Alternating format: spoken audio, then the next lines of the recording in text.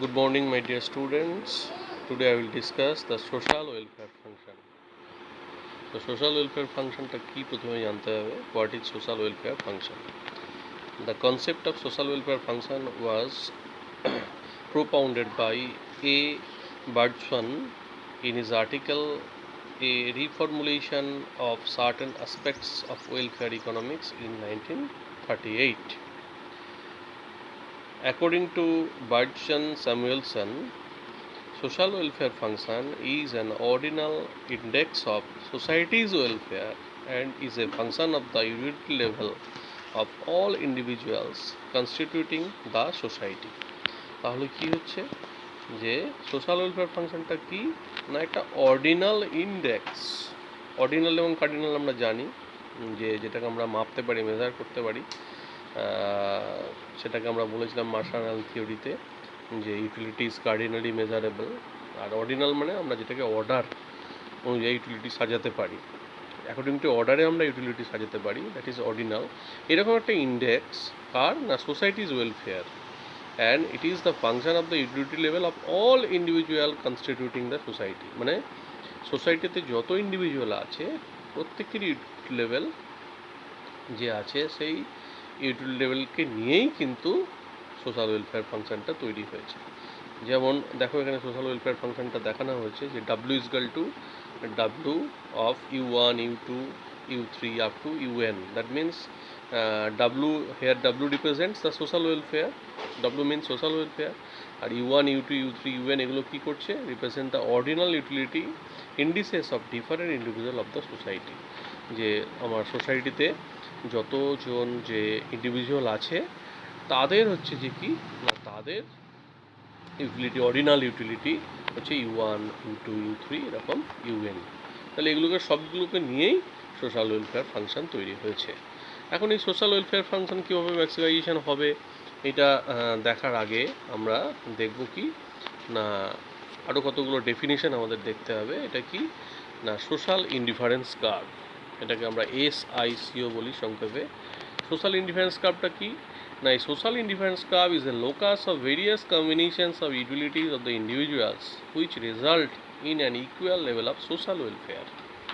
তাহলে এমন কতগুলো কম্বিনেশান, সেই কম্বিনেশানকে যদি আমরা একটা লাইন দিয়ে যোগ করি, এমন কতগুলো কম্বিনেশানের সঞ্চার পথ যেগুলো থেকে কি হবে না equal level of social welfare পাওয়া যাবে. মানে প্রত্যেকটা কম্বিনেশন থেকে equal level of social welfare পাওয়া যাবে. এই রকম লাইনগুলোকে যোগ করে যে কার্ভ আমরা পাই তাকে আমরা বলি সোশ্যাল ইনডিফারেন্স কার্ভ. দেখো এই ফিগারে দেওয়া আছে কি না the utilities of individual A and B have been represented on the horizontal and vertical Axis respectively. এখানে তো কতগুলো অর্ডারে সাজানো হয়েছে W1, W2, W3.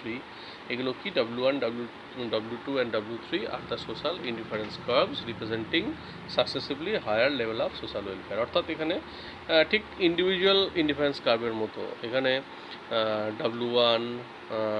W1 এর থেকে বেশি ইউটিলিটি দেখাচ্ছে, W2 থেকে higher level of social indifference curve হচ্ছে W3, তার থেকে higher level of indifference curve হচ্ছে W4. কিন্তু এখানে দেখো কতগুলো পয়েন্ট আছে RQST, দেখো এটা নিয়ে আমি বলছি. আর এখানে কি না সোশ্যাল ইনডিফারেন্স কার্ভ এটা মানে ইনডিফারেন্স কার্ভের যে প্রপার্টিসগুলো আছে সেগুলো মানে সবই হোল্ড করে এটার ক্ষেত্রে. The properties of social indifference curves are just like that of individual consumers indifference curve. যেমন আমরা দেখেছিলাম downward sloping, convex to the origin, two indifference curve not intersect to each other. তেমনি সোশ্যাল ইনডিফারেন্স কার্ভও তাই একই properties hold করে. Given a family of social indifference curves, the effect of a proposed change in policy on social welfare can be evaluated. এখানে দেখো ছবিতে দেওয়া আছে আমি ঠিক আগের যে পয়েন্টগুলো বলছিলাম, যেখানে Q point, S point, T point, R point, এখানে কি বলা হচ্ছে যে any policy change that moves the economy from Q to T. ইকোনমিতে একটা পলিসি চেঞ্জ হলো এবং ইকোনমি থেকে যদি Q থেকে Tতে যদি মুভ করে তাহলে আমরা বলবো একটা ইমপ্রুভমেন্ট হয়েছে. আবার Q থেকে যদি এসে যায় a movement from Q to S or from R to S, যদি R থেকেও এসে যাওয়া হয় also represent an improvement in social welfare. And a movement from T to Q, যদি উল্টোটা হয়, if we move from point T to point Q, তাহলে কি হবে, অথবা আমরা যদি if we move from point T to point S যদি হয়, তাহলে আমরা বলবো যে decrease in social welfare decrease করছে। সো আর কি, আর যদি আমরা অ্যালং দ্য ইনডিফারেন্স কার্ভ যদি আমরা মুভ করি, মনে করো যদি আমরা কিউ থেকে আর এ যাই, that means we move along the indifference curve, মানে একই সোশ্যাল ইনডিফারেন্স কার্ভের মধ্য দিয়ে যদি আমরা শিফট করি, তাহলে it represents no change in the level of social welfare. অর্থাৎ এখান থেকে আমরা বলতে পারবো সোশ্যাল ওয়েলফেয়ার লেভেলের কোনো চেঞ্জ হয়নি।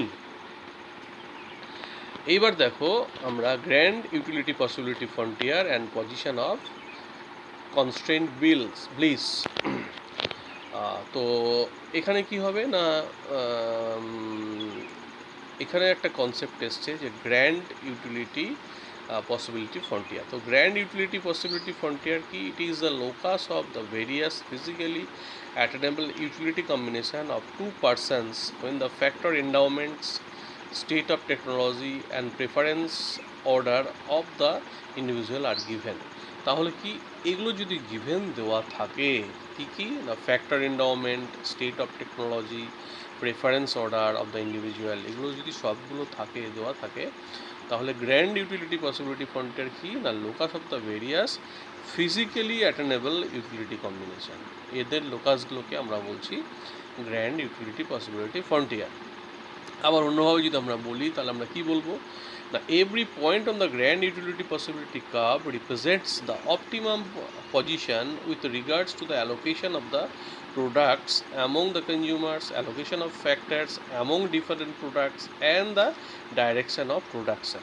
তাহলে কি না, যে কোনো পয়েন্ট এই কার্ভটার উপরে, গ্র্যান্ড ইউটিলিটি পসিবিলিটি ফ্রন্টিয়ার এর উপরে যে কোনো একটা পয়েন্ট, এই পয়েন্টটা কি রিপ্রেজেন্ট করে, এটা কি, the optimum position with regards to the, একটা অপটিমাম পজিশন, কী বিষয়ের অপটিমাম পজিশন না, অ্যালোকেশন অফ প্রোডাক্টস এবং দ্য কনজিউমার। যদি ধরো এখানে দুটো কনজিউমার ধরি, তাদের মধ্যে প্রোডাক্ট কীভাবে অ্যালোকেট হচ্ছে সেইটা, অ্যালোকেশন অফ ফ্যাক্টরস, যদি দুটো ফ্যাক্টরস থাকে তাহলে দুটো ফ্যাক্টরস কীভাবে অ্যালোকেট হচ্ছে, and the direction of production.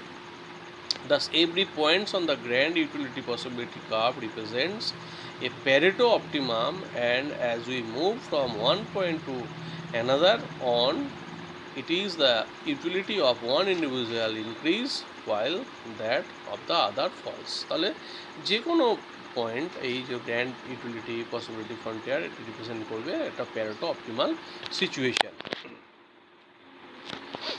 এইবারে দেখো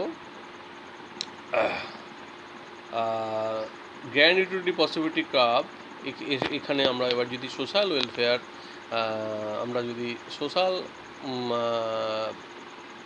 ওয়েলফেয়ার ইনডিফারেন্স কার্ভ যদি আমরা এই দুটোকে একসঙ্গে এখানে আমরা আঁকি, তাহলে দেখো কী হবে, grand utility possibility curve on the social indifference curve representing social welfare function to find a unique optimum position of social welfare.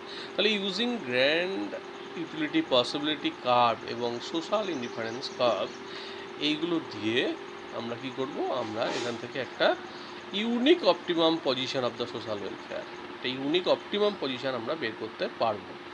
এখানে কি করেছি আমরা না, সোশ্যাল ইনডিফারেন্স কার্ভ এখানে হচ্ছে, আমরা এখানে এঁকেছি চারটে, W1, W2, W3, W4 representing the social welfare function have been drawn along with the grand utility possibility curve। এখানে কি V প্রাইম এখানে এঁকেছি আমরা। তো সোশ্যাল ইনডিফারেন্স কার্ভ W3 আমরা দেখতে পাচ্ছি, এ হচ্ছে যে is tangent to the grand utility possibility curve V prime at the point Q পয়েন্টে দেখছি ট্যানজেন্ট হচ্ছে এখানে W3 সোশ্যাল ইনডিফারেন্স কার্ভটা। ওকে, তাহলে এখানে কি, the point Q represents the maximum possible social welfare given the factor endowment, state of technology and preference scales of the individuals. তাহলে এই Q থেকেই কিন্তু আমরা, এই কিউ পয়েন্টটাই কিন্তু রিপ্রেজেন্ট করছে কি, the maximum possible social welfare, যেখানে কি না, given the factor endowment, state of technology and preference scales of the individuals. তো এখানে দেখো প্রেফারেন্স স্কেল মেনটেন হচ্ছে এবং গিভেন ফ্যাক্টর এন্ডাওমেন্ট এবং গিভেন স্টেট অফ টেকনোলজি, এগুলোর মধ্যে দিয়ে সোশ্যাল ওয়েলফেয়ার কিন্তু ম্যাক্সিমাম হচ্ছে কিউ পয়েন্টে। Point Q is known as the point of constant bliss. এটাকে আমরা বলছি পয়েন্ট অফ কনস্ট্যান্ট ব্লিস। কেন বলছি না, given the constants regarding factor endowments and the state of technology, আমরা এটাকে বলছি যে পয়েন্ট কনস্ট্যান্ট ব্লিস। তো এখানে দেখো তাহলে এইবার দেখো কিউ, তাহলে কিউটাকে আমরা কি বলবো না, Q is the highest possible state of social welfare which is the society can attain. সোসাইটি সবচেয়ে মানে হায়েস্ট, সবচেয়ে বেশি যে সোশ্যাল ওয়েলফেয়ার যেটা অ্যাটেন্ড করবে একমাত্র পয়েন্ট কিউবে। কিন্তু এখানে দেখো এখানে W4 একটা সোশ্যাল ইন্ডিফারেন্স কার্ভ রয়েছে, এটা সবচেয়ে highest level of social indifference curve, কিন্তু এখানে সোসাইটি যেতে পারবে না যেহেতু এটা beyond the V prime curve. Okay, কারণ এখানে আমরা এই দেখো W4 is higher than social indifference curve, W3 আমরা বলছি, but it is not possible to attain it given the technology and factor endowment. তো এটা যেহেতু গ্র্যান্ড ইউটিলিটি পসিবিলিটি ফ্রন্টিয়ারের উপরে রয়েছে, beyond the grand utility possibility frontier, তাহলে আমরা কি বলবো, from among a large number of Pareto optimum points on the grand utility possibility curve, we have a unique optimum point Q at which the social welfare is the maximum. Grand utility possibility ফ্রন্টিয়ারের উপরে আরও অনেক point রয়েছে আমরা দেখতে পাচ্ছি, কিন্তু সেই পয়েন্টগুলো কিছু না, সেই পয়েন্টগুলো অন্য কোনো পয়েন্টে থাকলে আবার দেখো সোশ্যাল ওয়েলফেয়ার কম হচ্ছে। If you compare with the point Q, আমরা যদি কিউ এর সঙ্গে কম্পেয়ার করি তাহলে এখানে পয়েন্ট কিউটাতেই হচ্ছে কি সোশ্যাল ওয়েলফেয়ারটা ম্যাক্সিমাম হচ্ছে। The point of constant bliss represent the unique pattern of production of goods, unique distribution of goods between the individuals and unique combination of factors employed to produce the goods. তাহলে এখানে আমরা কি বুঝছি যে এই পয়েন্টটাই, এই point of constant bliss এটা কি রিপ্রেজেন্ট করছে, মানে কিউ পয়েন্টটা কি রিপ্রেজেন্ট করছে না, এক নম্বর কি রিপ্রেজেন্ট করছে unique pattern of production of goods, 2 নম্বর কি রিপ্রেজেন্ট করছে unique distribution of goods between the individuals and unique combination of factors employed to produce the goods. তাহলে কতটা ফ্যাক্টরস এমপ্লয় হচ্ছে এই দ্রব্য দুটো তৈরি করতে এবং কতটা করে দ্রব্য ইন্ডিভিজুয়ালদের মধ্যে ডিস্ট্রিবিউট হচ্ছে, এবং unique pattern of production of goods, production প্যাটার্নটা সবটাই কিন্তু এই কিউ পয়েন্টটা ইন্ডিকেট করছে। এবার দেখো এখানে তাহলে যদি আমরা একটা দেখি পুরো যে সোশ্যাল ওয়েলফেয়ার ফাংশন এর ইভ্যালুয়েশনটা, তাহলে দেখো আমরা কি বলবো না, the main aim of welfare economics কী ছিল, has been to find an acceptable social welfare function which could measure the change in social welfare resulting from a change in economic and non-economic variables. তাহলে এখান থেকে আমাকে social welfare function, accepted social welfare function বের করা, কিন্তু এখানে Bergson and Samuelson solve this problem by formulating a social welfare function which is based on explicit value judgments. তাহলে এখানে একটা সোশ্যাল ওয়েলফেয়ার ফাংশন আমরা দেখতে পাচ্ছি যেটা দিয়ে সোশ্যাল ওয়েলফেয়ার আমরা পাচ্ছি এবং ম্যাক্সিমাইজেশন পয়েন্টটাকে আমরা দেখলাম। তো this function can incorporate the various economic and non economic determinants of the welfare of individuals. আরেকটা কি দেখতে পাচ্ছি আমরা যে in this function utility or welfare is conceived and measured in ordinal terms. আমরা অর্ডিনালি ইউটিলিটি ওয়েলফেয়ারকে এইটাতে আমরা মেজার করছি, এবং Pareto optimality analysis does not help us in providing a unique solution to the problem of maximizing social welfare. দেখো Pareto optimality থেকে আমরা একটা unique solution পাইনি, আমরা বলছি এই সিচুয়েশনগুলো Pareto এফিসিয়েন্ট বা Pareto অপটিমাল, কিন্তু with the help of the social welfare function we can measure the changes in social welfare even when one individual becomes better off and another worse off by making some distributional value judgments in the form of social welfare function. তাহলে এখান থেকে আমরা কিন্তু একটা unique point পাচ্ছি যেটা Pareto optimality ক্ষেত্রে আমরা পাইনি। কিছু লিমিটেশন আছে থিওরিগুলোর মধ্যে। তো তার মধ্যে হচ্ছে লিটিল, স্ট্রিটেন, বামাল এরা বিভিন্ন দিকগুলো পয়েন্টেড আউট করেছেন এই সোশ্যাল ওয়েলফেয়ার ফাংশন নিয়ে।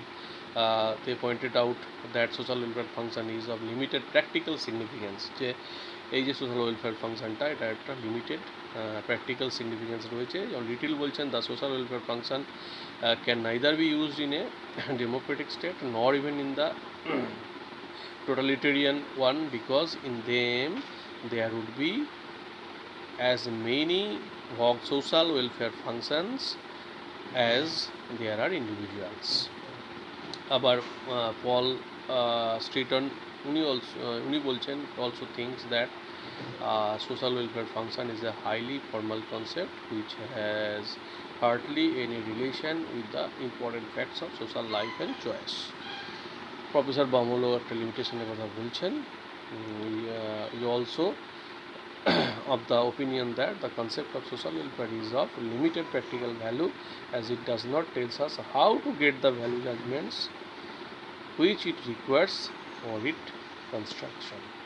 তো কতগুলো লিমিটেশন আছে, এই যে কোনো থিওরিরই কতগুলো লিমিটেশন আছে, তবুও আমরা বলতে পারবো যে এই সোশ্যাল ওয়েলফেয়ার ফাংশনটা থেকে আমরা অন্ততপক্ষে আমরা একটা maximum position of the society, অর্থাৎ কোন জায়গায় থাকলে একটা maximum level of welfare society পাবে সেটা আমরা বের করতে পারছি। Thank you, thanks to all.